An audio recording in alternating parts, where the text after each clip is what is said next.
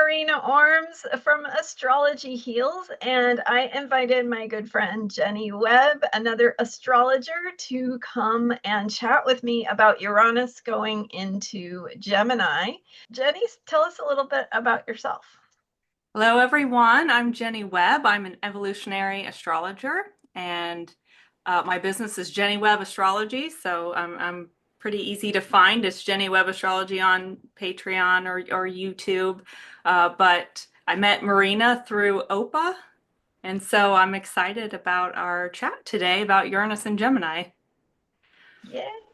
Yeah, so I know that I talk to folks on my channel a lot of times about self-care and how to work with these energies, but I know that you and I have both looked at kind of the history of what Uranus and Gemini, what kind of things were going on. I'm not a historian, disclaimer, but but kind of interesting just to think about it because Uranus is that energy of disruption, and Gemini brings in themes of communications and technology and how we communicate with one another. So yeah, yeah, tell me like your thoughts on how you approach Uranus in Gemini. Yeah, like you said, Uranus is uh, it's a very fast-moving planet. Just meaning not it actually moves fast, but the effects of it. Because when I think of Uranus, I go more toward the transit first before I think of Uranus in the natal chart. And transit Uranus tends to act very quickly. And Noel Till always said it's like a lightning bolt. It's there and it's gone. That's the effect of it.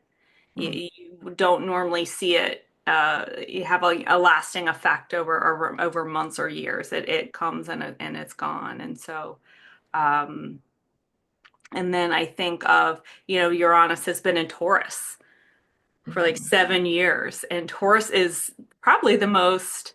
I'm reluctant to use the word stubborn, but it's the most like kind of stuck sign, right? It's fixed and it's Earth.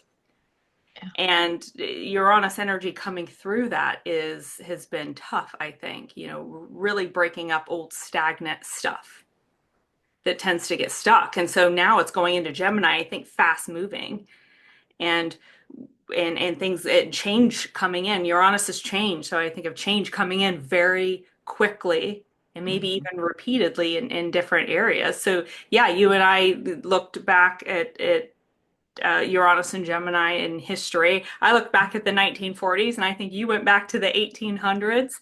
Yeah. And in the 1940s, we had World War II. And there were so many inventions and developments during that time in the early 1940s. Uranus went into Gemini in 1941, around August that year, I think. And after that, there were so many inventions that came in so fast. And so that's what I'm wondering if we're going to see is this things moving quickly, and can we keep up? Mm-hmm. Yeah, yeah. And there's such a shift, like you said, from Uranus and Taurus, which, yeah, and I love what you said about the lightning bolt experience too, like disruption and things happening suddenly. But with Taurus, it's that fixed sign, that slow moving energy, that groundedness. And so we have had that experience of disruption to sort of the status quo and what we experience as normal and routine. And that's going to shift now with Uranus going into Gemini to the realm of things that move much faster, with the Gemini air, and yeah, and developments in technology, and yeah. So tell me a little bit more about what you found in the 1940s. So Uranus has an 84-year cycle, so it spends 7 years in a sign, but it's been 84 years since it's been in this sign. So for people in their 80s get to have that repeat Mhm. experience. But yeah, but going back, so what did you notice from that time around World War II and technology? Yeah. I think World War II began in 1939, but the United States did not get involved until a few months after Uranus went into Gemini. And so what stood out to me was uh, Pearl Harbor happened in December 1941. Now, Uranus had already retrograded back into Taurus, but when Pearl Harbor happened, it had been a plan in motion, right? When did they plan? Did those plans really ramp up when Uranus went into Gemini in August earlier that year? Yeah. So it happened very quickly. You know, Pearl Harbor happened. We declared war on Japan. 3 days later, we declared war on Germany and Italy. So, I think of plans and talking and information coming in very quickly and surprises. Uranus is surprises, and Pearl Harbor was a surprise attack. The other something else, I mean, and then because of the war, we had developments in jet engines, radar, computers, the atomic bomb, the microwave, but I think mostly of travel and communication because those are Gemini. And the one thing that really stood out, Alan Turing. Now I forget do you remember what the movie was called that he was in? No, I can't remember. Okay, so Benedict Cumberbatch played Alan. Yeah, yeah. Hmm. Yeah. Well, someone can mention it in the comments, I'm sure. Yeah. But he was a code breaker back in World War II. And in the late 1930s, he invented things. He invented uh, uh, something called the Turing machine. So he was like a mathematician, very brilliant. But he was a code breaker, and they were having a really hard time in breaking these codes from Germany. And it Yeah. but anyway, we see that, information, taking lots and lots of information and trying to make sense of it, which I think is Gemini energy. But also, right, Uranus left Gemini and went into Cancer 1949, I think. And right after that, when that whole transit was over, Alan Turing published a paper, Can Machines Think? And Yeah. I think, oh, that's the beginning of AI. Yeah. Maybe that was one of the first ideas, or someone, I'm not sure who was first to come out, but that was a big deal, that paper. And so now Uranus is getting ready to go back into Gemini, and AI, I think, it's just now taking off, and we've only seen the tip of the iceberg. I wonder what will develop there over the next, 7 or 8 years. Yeah. An interesting piece is that disruptive energy of Uranus. And so, like you said, the surprise attack, which interesting that it happened with Uranus in Taurus because it was such a shakeup to people's sense of normalcy. Mhm. And but if you think about like that's what we've been going through, if nothing else, we've had disruptions to what's normal, and it will this time Uranus will retrograde back into Taurus in between November and April of 2026. So we've got some time with it going into Gemini, then kind of repeating that pattern, which hopefully we don't have to experience that again. But again, yeah, it is. It's that sense of things, surprises, shock, things happening from out of the blue. And when I think, when you're talking about something that happens really fast, the processing of it afterward does take time. Mhm. And so whether it's a happy surprise or a hard surprise, either way, it's like it takes time to kind of digest what happened and take it in and understand and adjust to it. And so I think, our nervous systems, we need to kind of attend to our nervous systems and our mental health and just taking care of ourselves so that we can stay grounded and, surprising things happen. We're able to absorb that and process it and take care of ourselves through that. So, Yeah, and I like how you worded that, the disruption of normalcy. the Mhm. disruption of the status quo and anything that's on autopilot.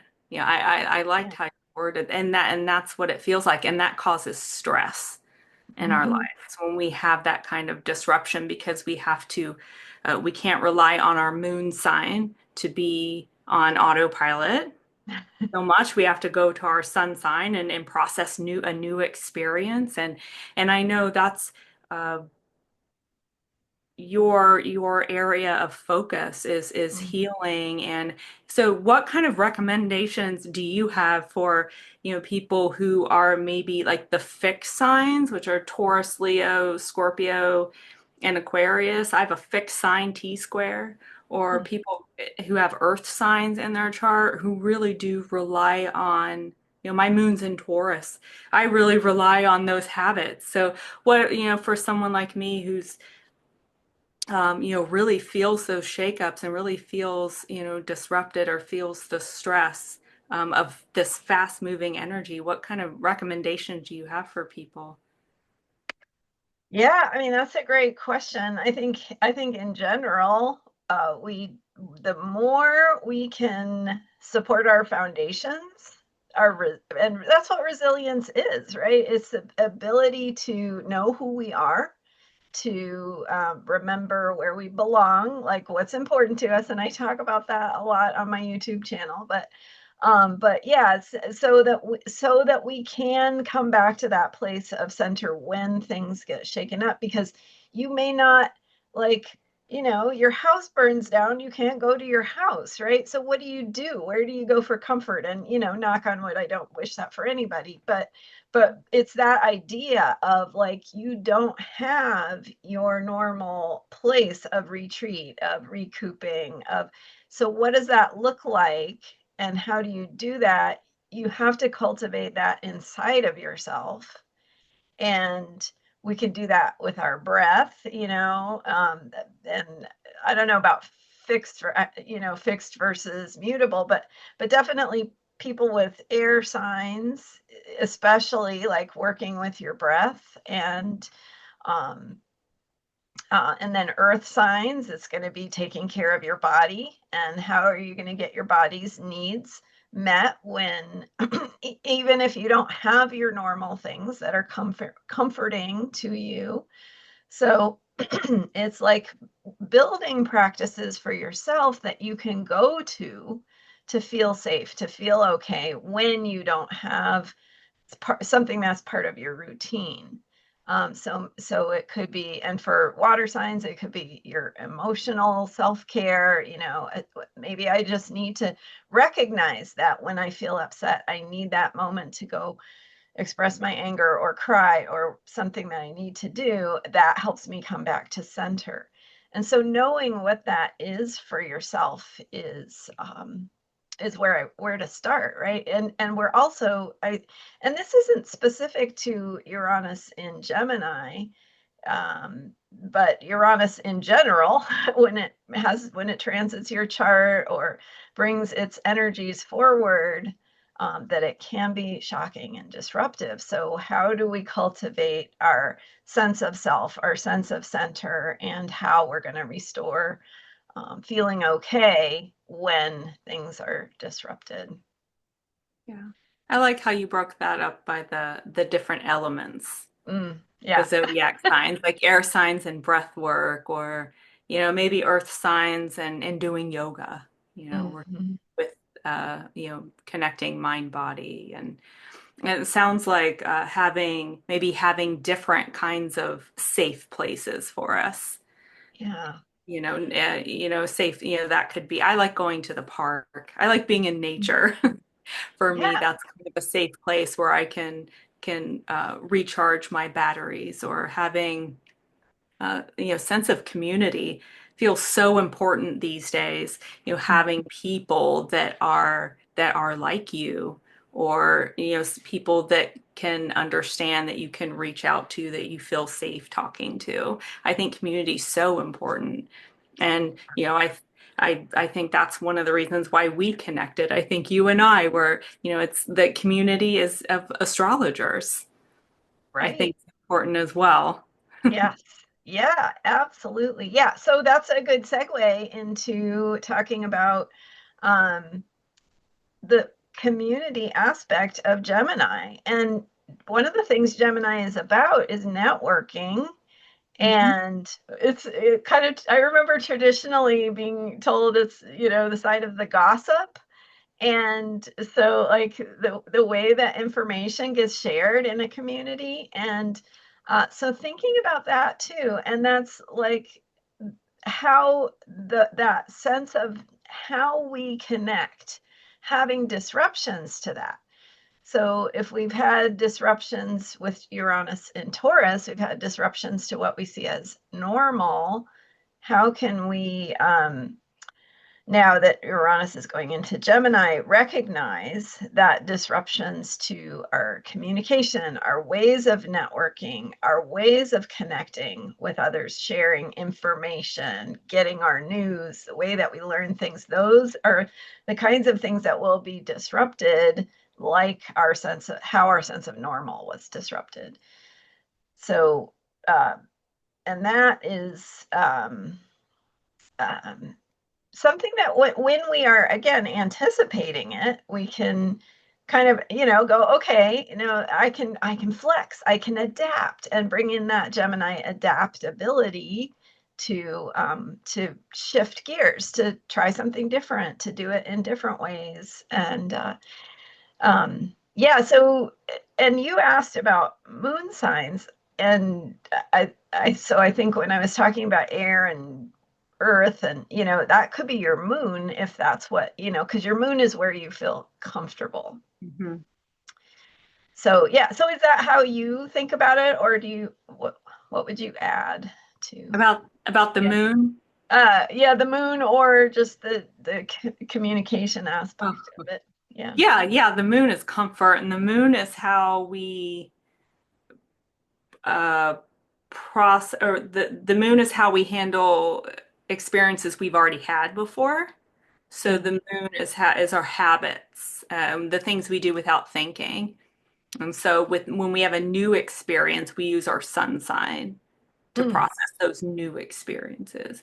But you brought up, I mean, that's pretty interesting. You brought up, disruptions to those Gemini things and how Mm. we communicate, and you were talking about community, and I do think Gemini is connected to community, and it rules over those people we talk to on a regular basis. It rules over neighbors. I think of it connected to the third house.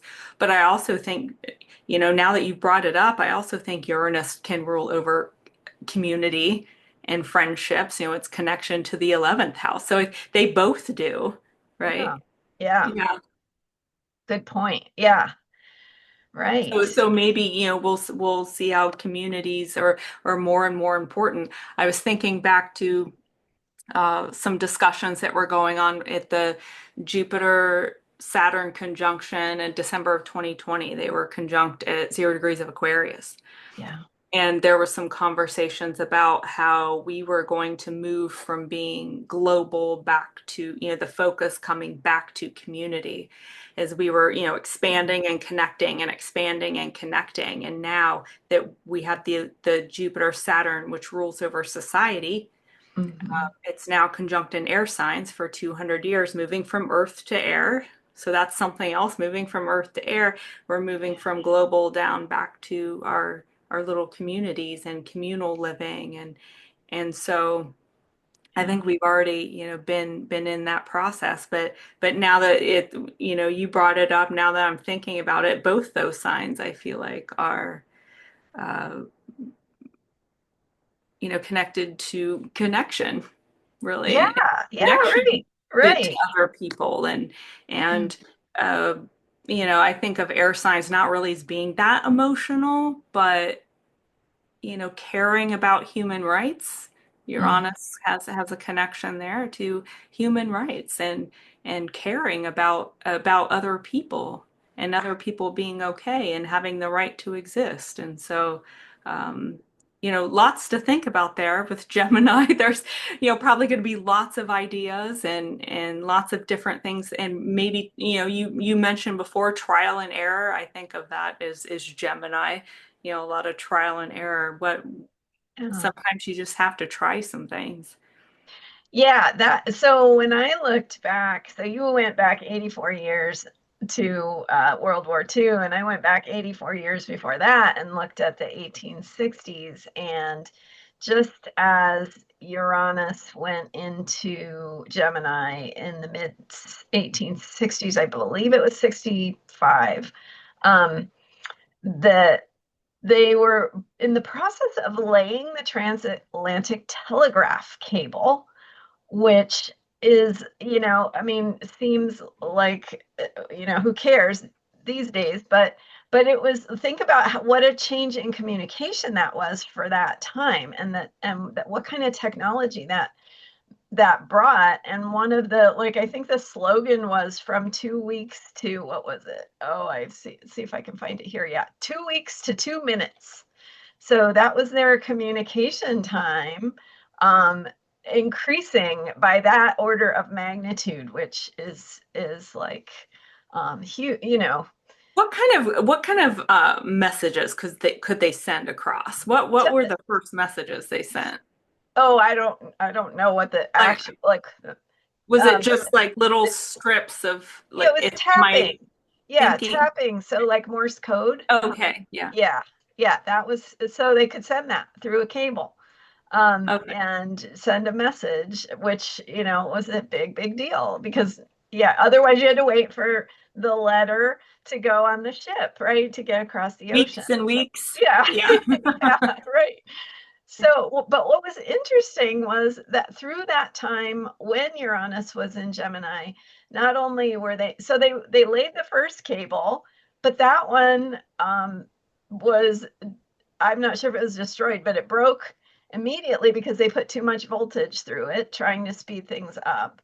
And so that one failed. And then they laid another one that snapped as they were laying it. And then it wasn't really until, Uranus finally went into Cancer that they actually were successful in laying the third cable, and they repaired the second one. So then they had two. So I thought that was interesting. It was like the time frame of Uranus in Gemini was when they were trying to, like, they had the vision, they were working on it, they were trying to make it happen, but that Uranus energy was also like, it was like seeing the possibility that we couldn't see before, but also like that disruption of things not working and having to, innovate and be creative and figure it out.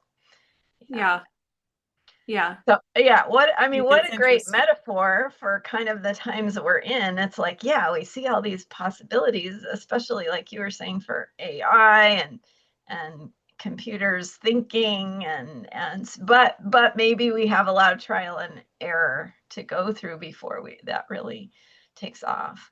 Yeah. Yeah, that's a good point too, is, sometimes we're looking back to like the events and what happened, but sometimes a planet and sign will have its effect behind the scenes too, Yeah. having an effect on our minds and in working on something, and that we might not see the final result until later. So, I mean, I think you're making a really good point of, all the work that was done there, just like, Alan Turing, writing that paper in 1950, he wrote it right after, Uranus went out of Gemini, but he was processing that for years before he actually wrote that paper, right? I'm sure he was thinking Yeah. about it. So, Totally. Yeah. yeah. Did Right. When did we discover Neptune? Was it when Uranus was in Taurus? I thought it was 1860s, but I can't remember off the Yeah. top. Yeah. That's a good question. I don't have the date in front of me, but yeah, it was around 1860, I believe. Yeah. Oh, So that would have been when Uranus was in Taurus, if oh. I'm correct. But yeah, we'll be tentative on that. Yeah. And Interesting. we discovered Uranus in 17, it was around 1776, wasn't it? 1780, I believe, French Revolution. Yeah. Yeah. Yeah, it's that. I mean, that's a whole nother thing, right? With the discovery of planets and bringing their energies in. Yeah. We had in traditional astrology the seven the seven visible planets with the naked eye, and then in modern times, discovering these outer planets. So yeah, that's Yeah. fascinating. You know, Stephen Forrest says with Uranus that back in the day, way before pollution, and they had clear skies, that it was possible for them to see Uranus with the naked eye. You know, back Yeah, then, but they didn't see it because they weren't ready. That's what he yeah, said. yeah, That we saw it when we were ready for those energies. So, you know, no matter what Uranus brings to us, you know, we're at a point where, you know, we can handle it. yeah, You know, we right. can handle those surprises. I love that. I love that because I think that is so true. And I think that is a message here too, is that we can handle what is coming.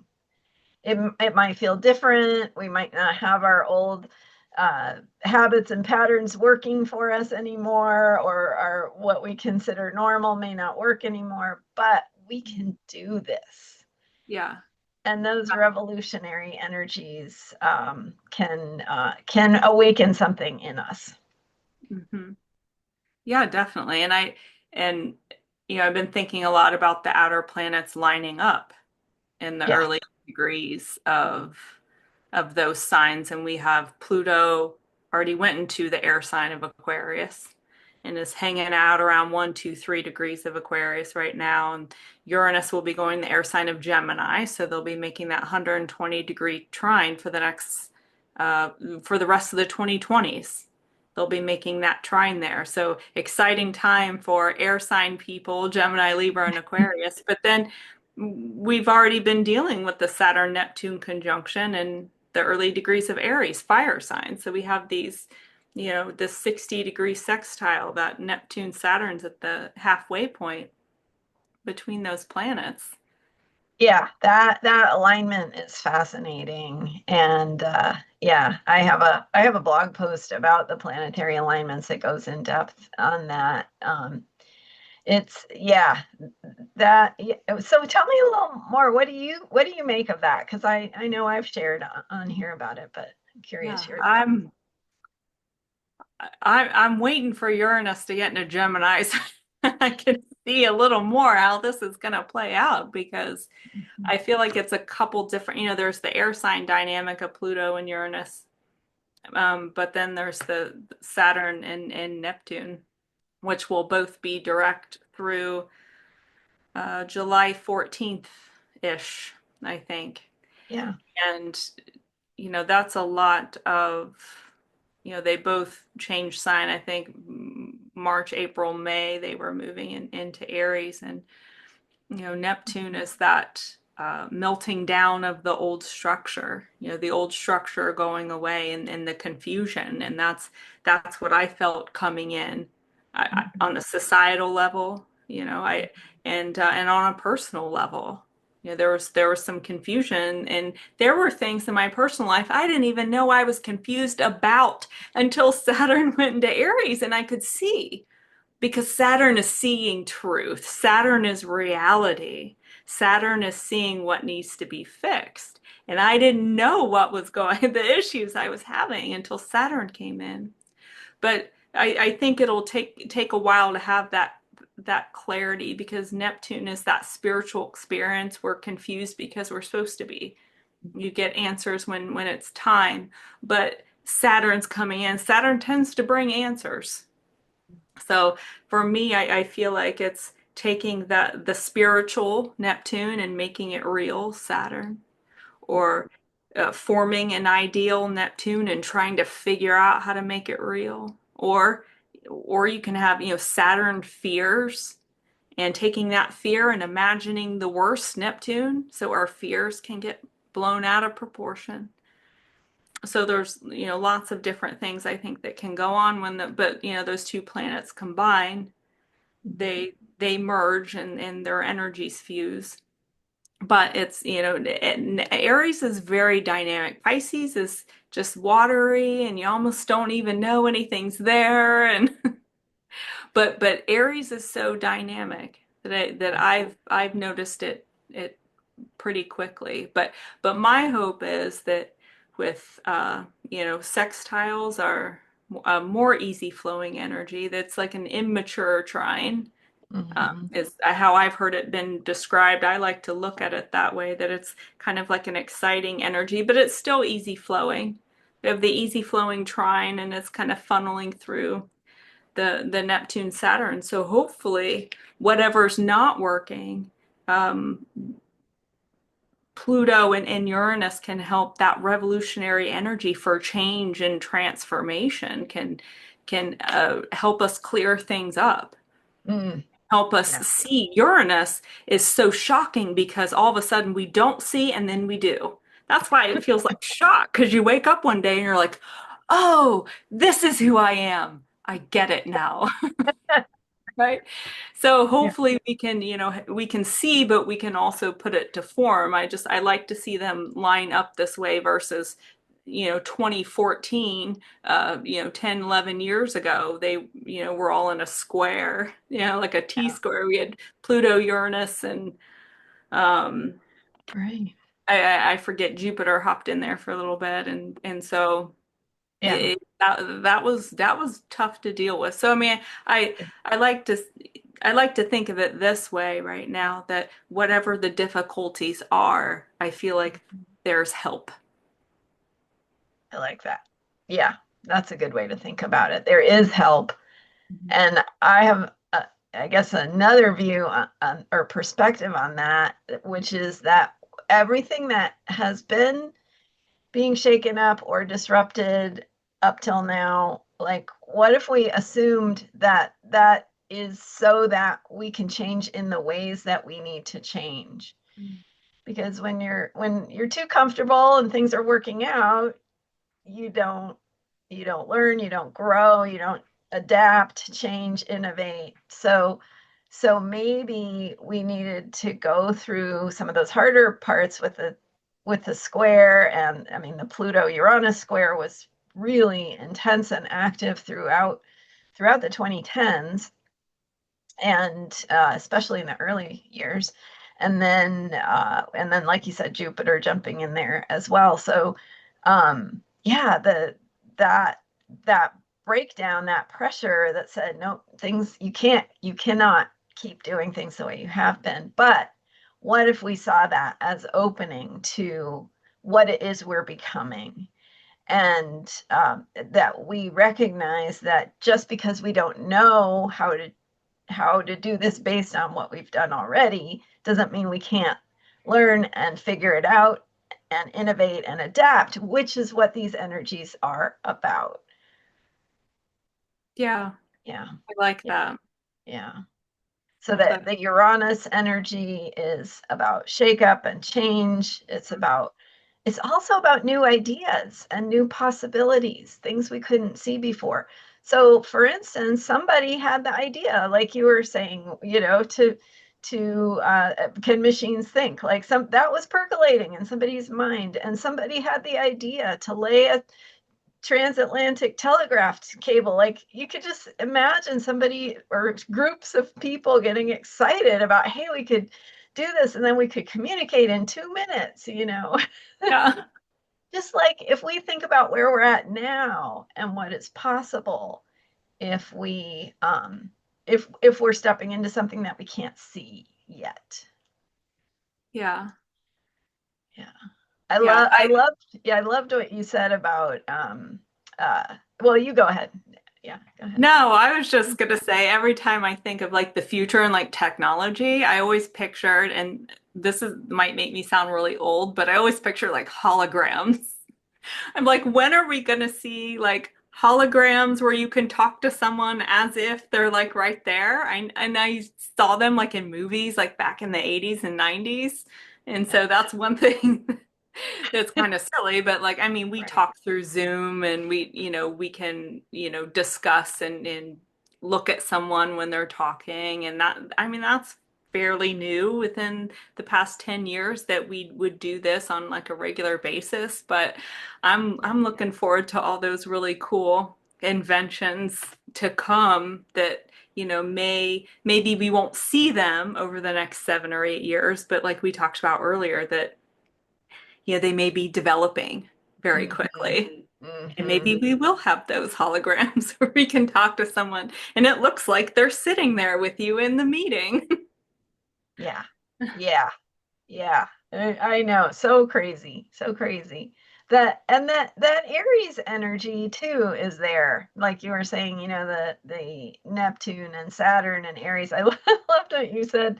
I couldn't see what I was confused about until Neptune went into or Saturn went into Aries. Yeah.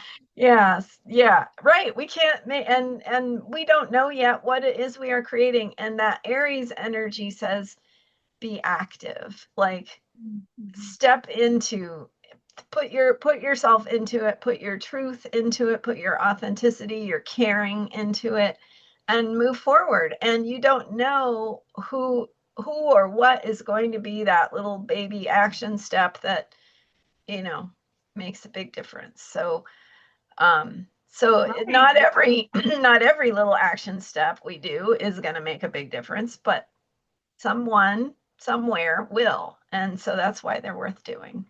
Yeah, yeah. I like that you've said that, about Aries and it's about taking action, but not necessarily planning. It's about trying stuff, getting back to that trial and error because Aries and Gemini are both early signs, right? Like Aries is the beginning, it's spring. These aren't signs where we, make elaborate plans and we have elaborate organization or dig deep into the unconscious. Like these are very early, like try this. Does it work? Nope, try something else. What do you feel like trying? What impulse is coming up within you? Totally. Right. Yeah. And I Yeah. hadn't thought about that much Mm, until this point, and we were chatting about it. mm, yeah. Yeah. Beautiful. That's yeah.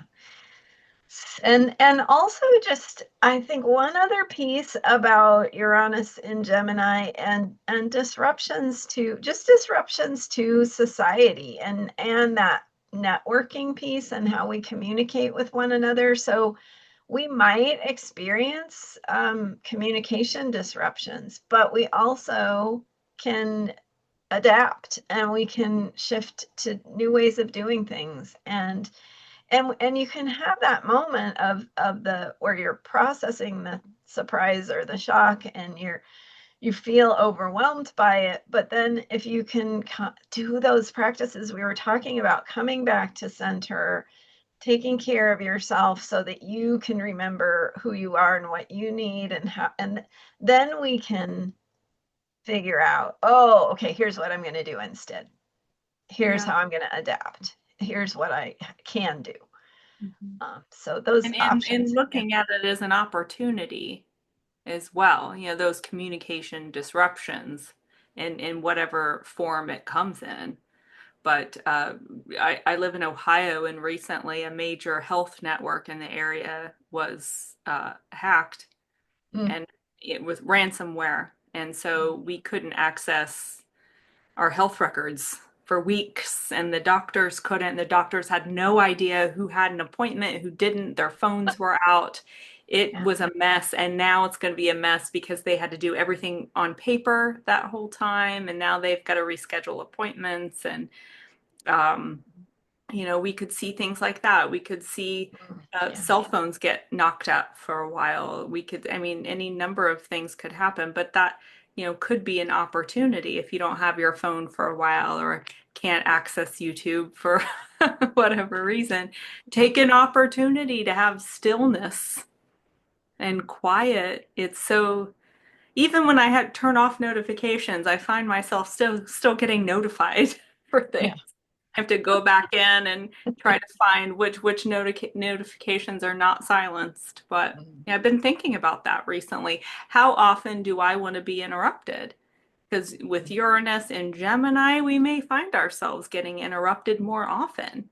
mm, Communication moving faster, or even people having the impulse to communicate more, which can be a good thing, but we could also feel overwhelmed, yeah. especially, certain signs or certain types of people. If someone's an introvert, uh, uh, some people don't like to be interrupted a whole lot.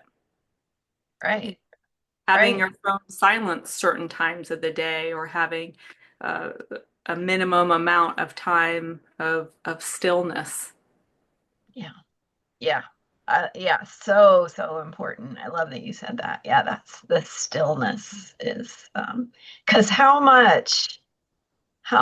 many new ideas are in that stillness or new Huh. perspectives or right, like and having the quiet allows you to create space to get to those different possibilities. Right. I've heard several people say they get great ideas when they're in the shower. Uh-huh, exactly. Because Yeah. everything's turned off and then Right. you're by yourself. There's not another human being's energy interacting with you. You're not on your phone. Yep. Most people aren't when they're in the bath, but Yeah, right, right. but space has been created. That's probably why those ideas are coming in. Yes. Yeah. Love that. Yeah. So, right. So we can have new ideas. And the Gemini is very distractible, right? But it's also very good at noticing. So noticing things that you couldn't necessarily see. So we just have to channel that in a positive direction, right? Instead of noticing everything that's irrelevant, noticing the thing that is going to be supportive or helpful. Yeah. Mm. Yeah. Yeah, knowing how to notice something and say, okay, that's not it, and moving, letting Mhm. go of what you don't need, right? Yeah. That way Yes. you can Yeah. focus on what you do need. Yeah. Yeah. Yeah. So powerful. I love it. What a great conversation. Yeah. Yeah. And do you have This any has other been thoughts? Anything else you want to? No, I was just Yeah. thinking this has been really cool because Yeah. there's, through our conversation, which is Mm, what Gemini wants us all to do, through our and Uranus is, to me about networking and finding your, people. Um, I feel like we've had ideas and discussed things I never thought of, yeah. up to this Yeah. point, about, and I've had lots of ideas about Uranus and Gemini, and Yeah. I feel like I've learned something here too. So this is really cool. Yeah, Yeah. I've enjoyed Yeah. this I a love lot. I love the perspective and the back and forth and the way that it sparks ideas. Yes.